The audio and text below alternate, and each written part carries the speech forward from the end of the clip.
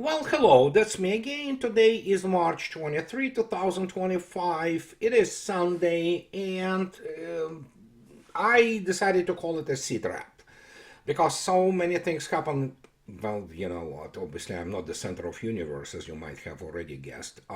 And whenever I get myself out for 48 hours from any kind of the news stream, things happen, and then you open the news feeds, and suddenly things begin to happen in an incredible way. I will start, however, despite the fact that, as you can see yourself,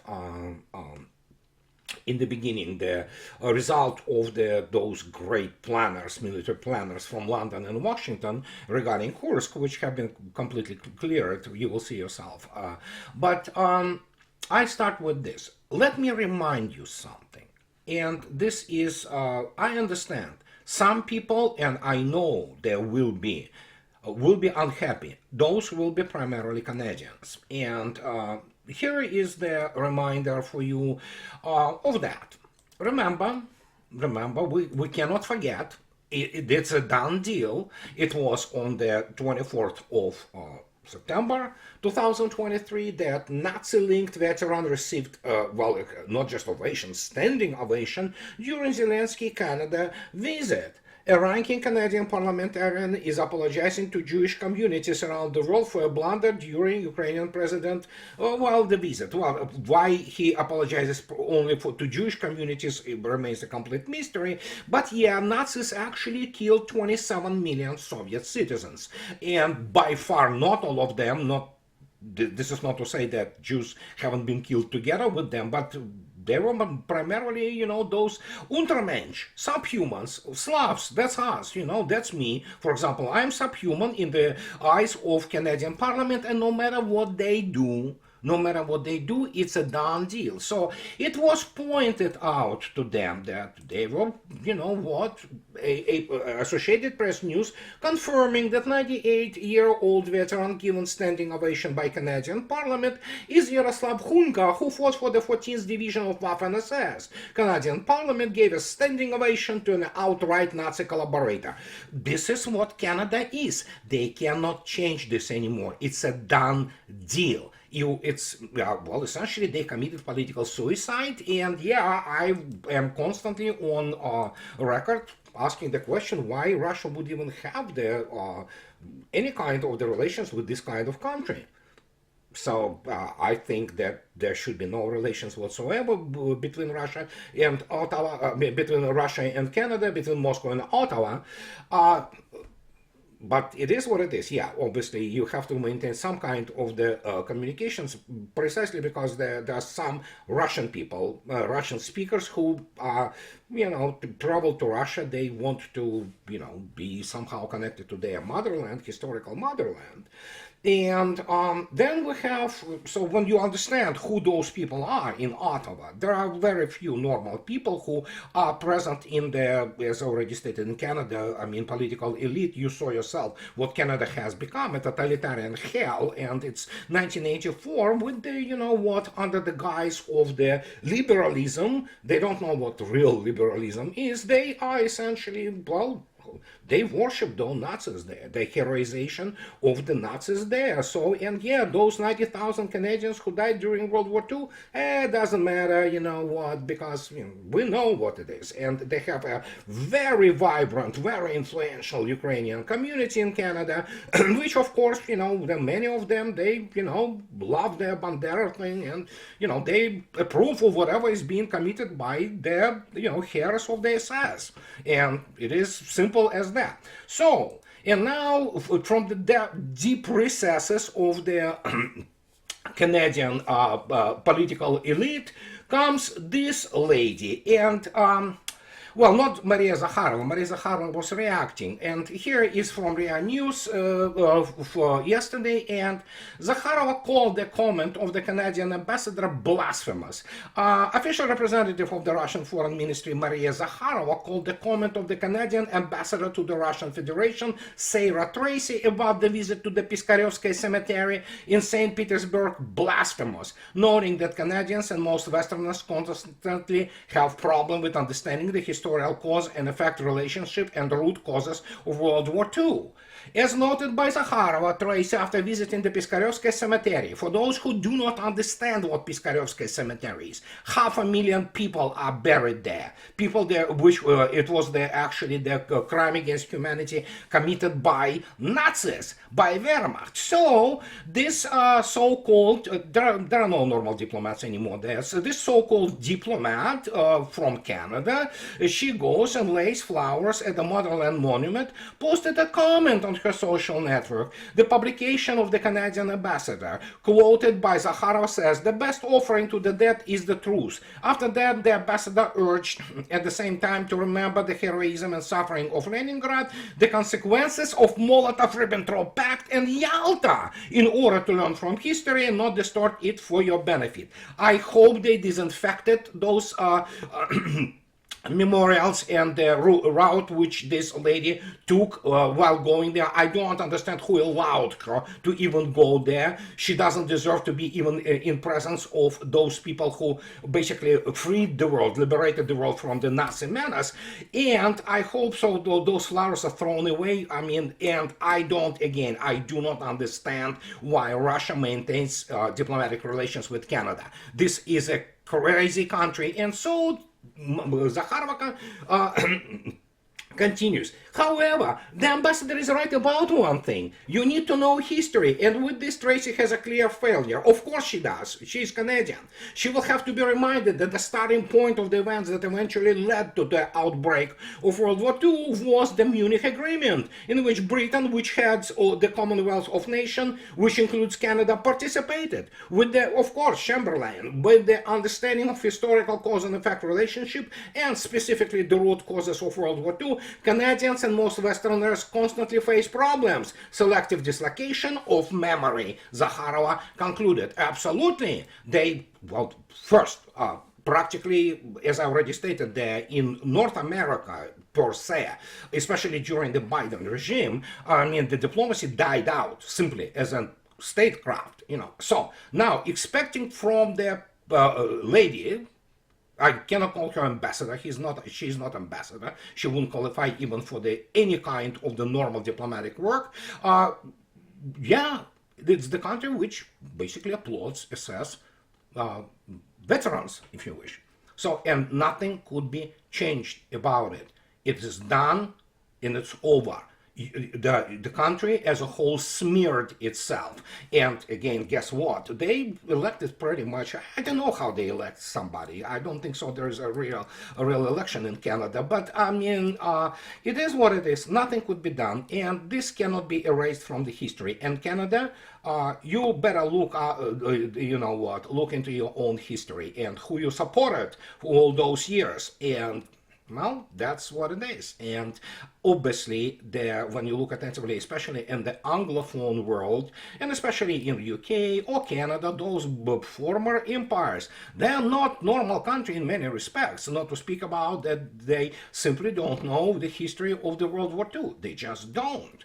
All the professors, all their, so to speak, the political figures of note, they are brainwashed completely. They are genuine articles. Yes, they believe this garbage, which was essentially nothing more than confabulated rewriting of the history of the World War II. And they believe that somehow the 90,000 Canadian troops, with all my profound degree of respect for their sacrifice and heroism, could change the outcome. They better start learning basic math, which of course is not the strong forte, for example, for Canadian politicians who are absolutely brain dead. And this is what it is. As I already stated, I do not understand why Moscow maintains any kind of the diplomatic relations with this country.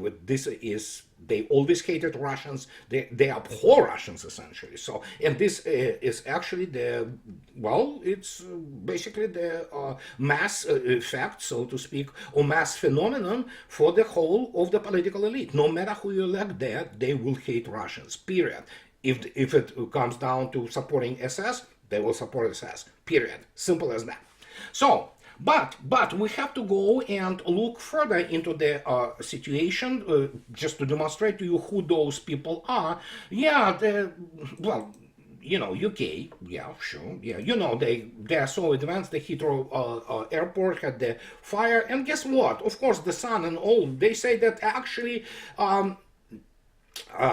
say that obviously Russians started this fire on the substation. Well, what can I say? Yeah, you know what? Everything bad in life of the average Westerner is the result of the, well, guess what? Russians. Obviously, Russians always conspire and try to do something. But, whatever we say, the reality on the ground continues to evolve, and let me show you something. These are the numbers for today. As you can see yourself, the special military operation proceeds apace. I deliberately highlighted 224 UAVs Ukrainians launched again, primarily at the civilian targets. There are some apartment blocks which have been hit, and again, most of these are intercepted, but some, one or two, usually get through. But yeah, this is still the effectiveness of the air defense is way in excess of 95-96%. So, but yeah, they kill or try to kill civilians to damage as much as they can, and well, what can I say? This will continue. This will continue. And if you take a look at yesterday's, and again, it's a scheme. You have to understand, it's not tactical map. Tactical map, nobody will show you what is the real tactical map. But point is, as you can see yourself, is pretty much clear now, and Russians in the Sumy region, and whatever Russians will decide to do after this, we'll see. But if anybody asks the question why there is a night party is shown here, well, the night party here, it means cauldron, but it's something which is again have been surrounded by Russian troops, and yeah, those shell-shocked, panicked, and absolutely, destroyed essentially remnants of whatever was there. Well, it's 70,000 they killed. Today is 69 something thousand of the Ukrainian troops has been killed during this adventurism.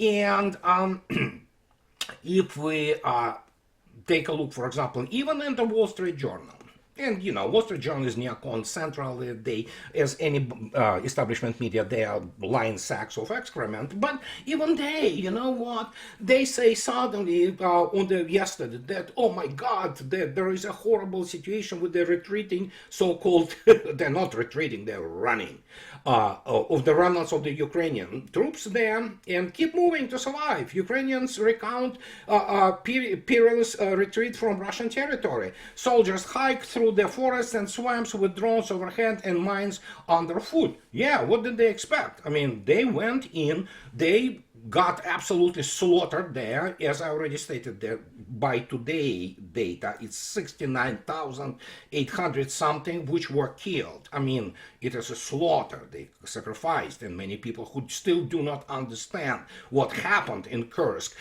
NATO planners, because it's NATO which runs this operation, of course they sacrificed the whole combined arms army. And yeah, just think about 70,000.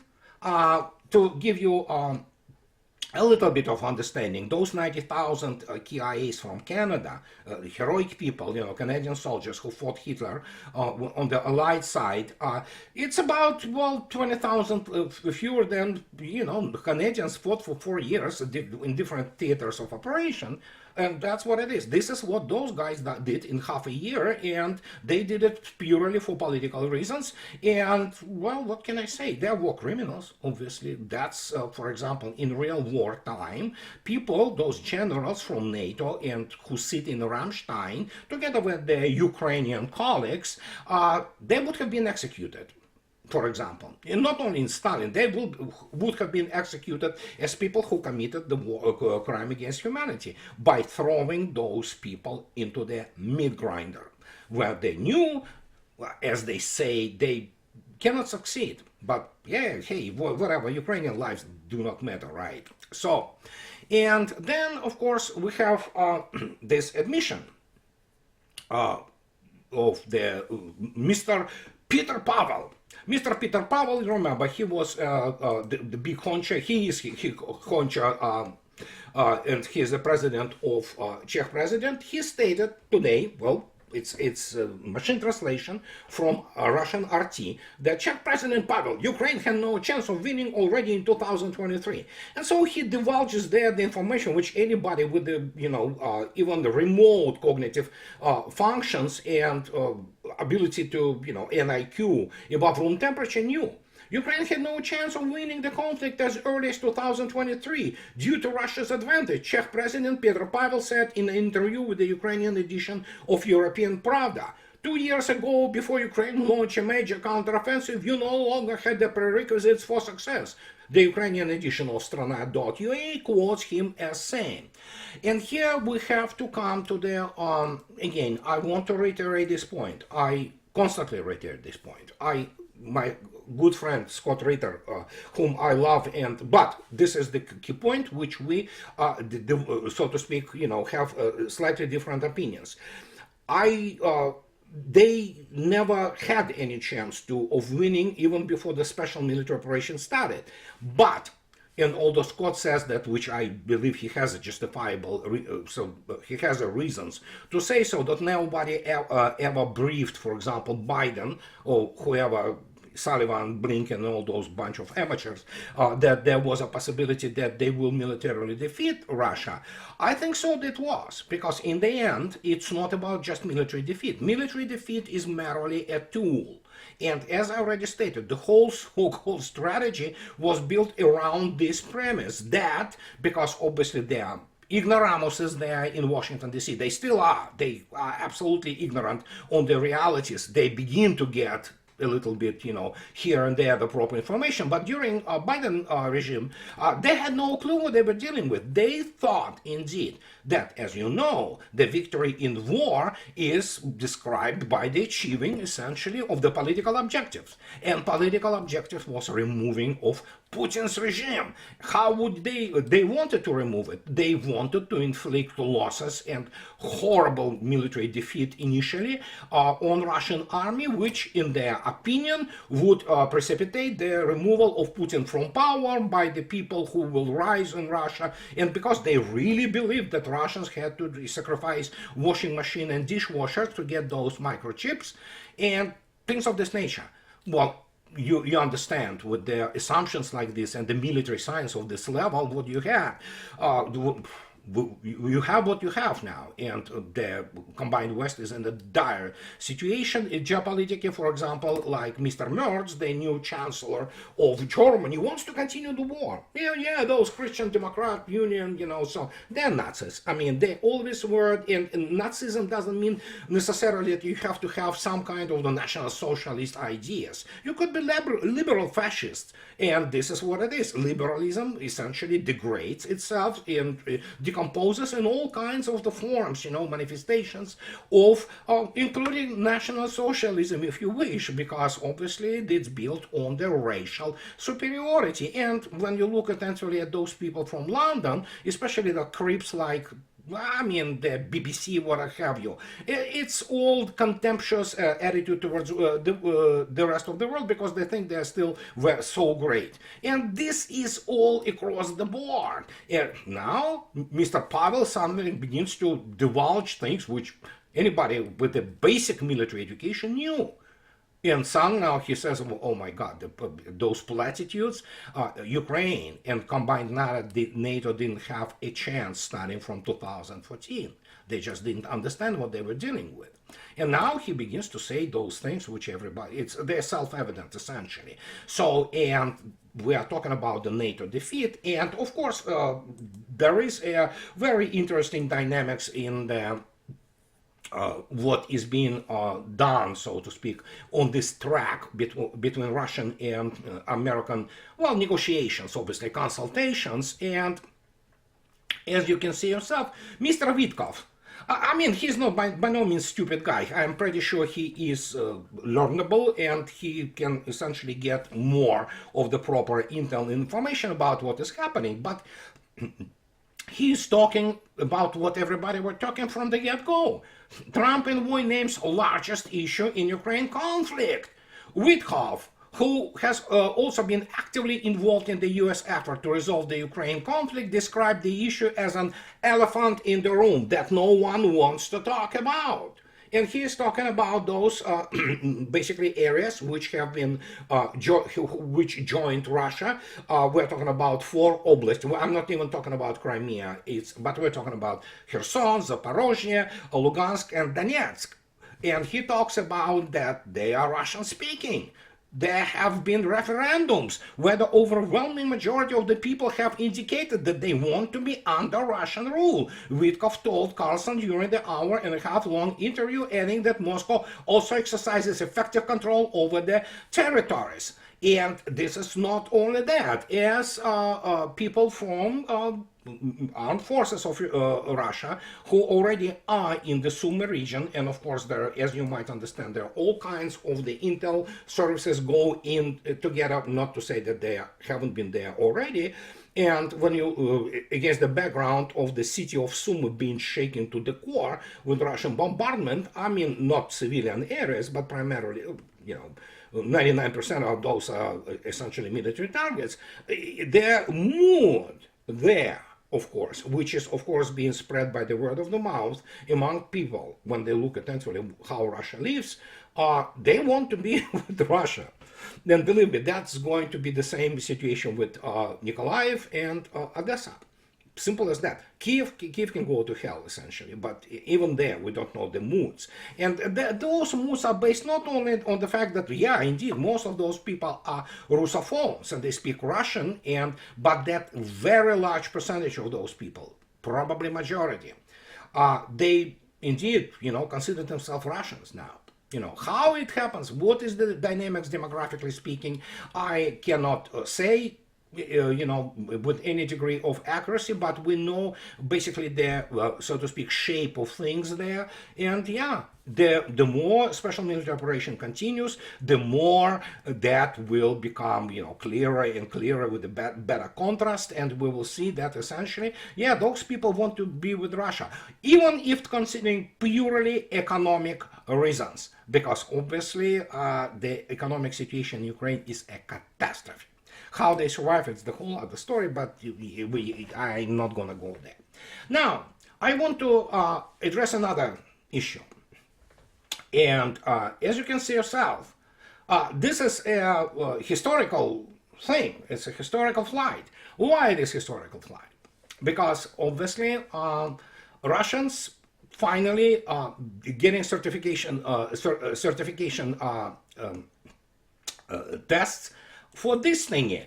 It is called PD-8. Russians already have their state-of-the-art serial production. More than 60, I believe, units already have been produced, and they are being produced for MS-21. But now it is PD-8 which is flying. This one flies on the Sukhoi Superjet, which still has the Western avionics, but there are already Sukhoi Superjets, or SJs 100 as they call it, which are totally Russian, including avionics.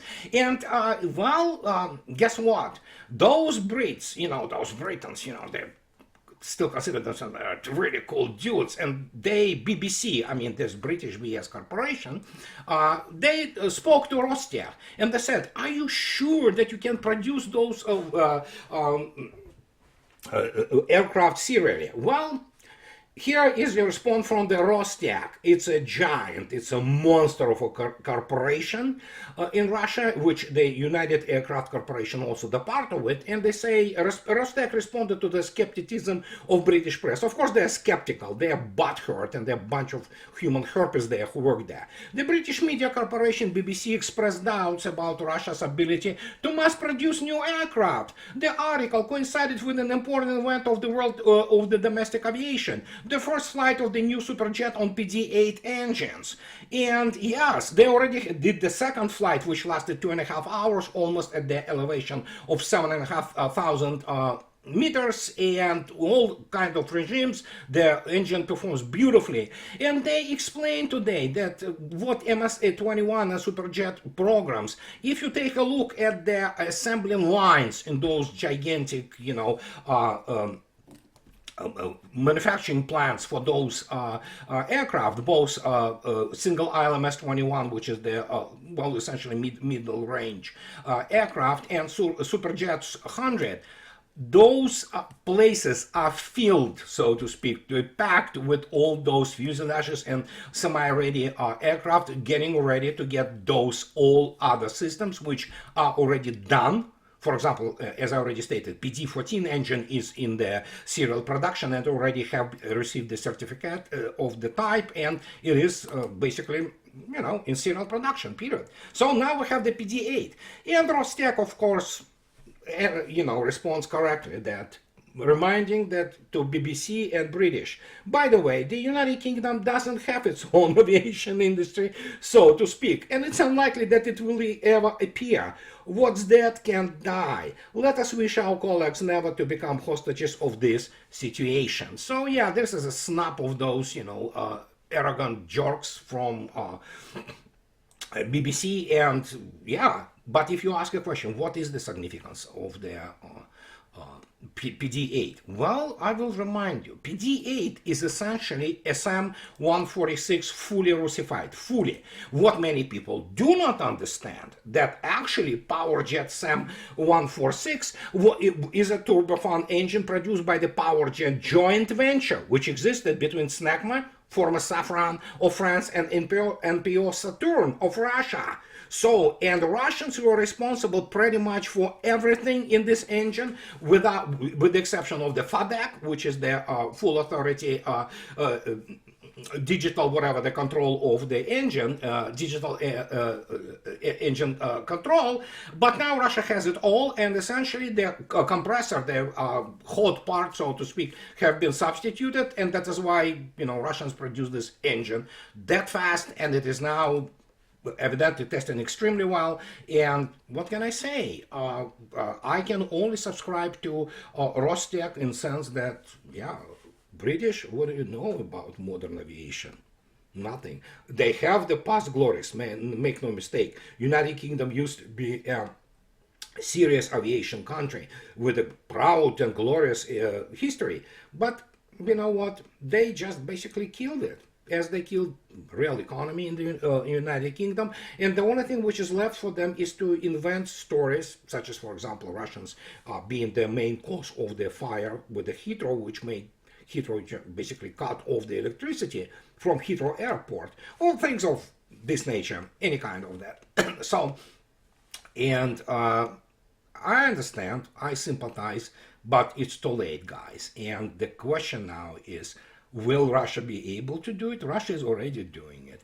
And that is the point. Both MS-21 and SJ-100 are fully Russified, and they are flying, and they are ready for the serial production. And what can I say? I mean, that was, you could see it coming from, you know, 10 miles away. They just never got to learn the things. And as I already stated many times, all they do, like this ambassador of Canada in Russia, again, I hope they disinfected there and threw away those flowers. You cannot talk to those people. So, and that is why they are suffering, because obviously Russians and Americans are talking. How well it goes, it's a totally different story, but they are talking at least. Europe, it's over for you. And this is what I wanted to tell you today. And as always, those guys who like what I do, please subscribe to my channel. And those who can afford, please support me on the Patreon or buy me a coffee or two. And that will help me to continue to do what I'm doing. So have the nice rest of your weekend. Bye-bye.